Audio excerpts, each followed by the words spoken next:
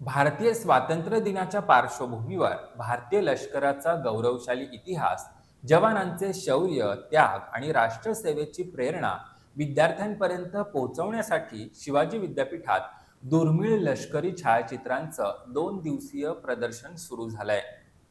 भारतीय लष्कराचा गौरवशाली इतिहास, जवानांचं अतुलनीय शौर्य आणि देशासाठी दिलेला त्याग.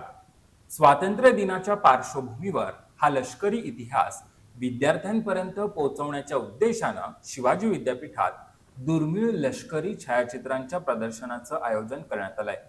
राजमाता जिजाऊ साहेब सभागृहात सुरू असलेल्या प्रदर्शनाचं उद्घाटन विद्यापीठाच्या कुलगुरू डॉक्टर ज्योती जाधव यांच्या हस्ते झालं.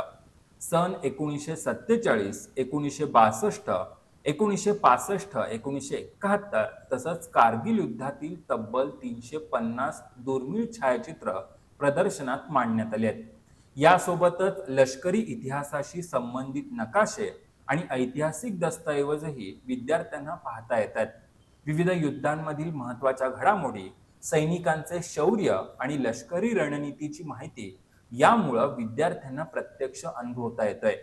लेफ्टनंट कर्नल अवधूत ढमढेरे, नितीन शास्त्री आणि जे.आर. भट यांनी विद्यार्थ्यांना या छायाचित्रांची आणि भारतीय लष्करी इतिहासातील विविध घटनांची माहिती दिली.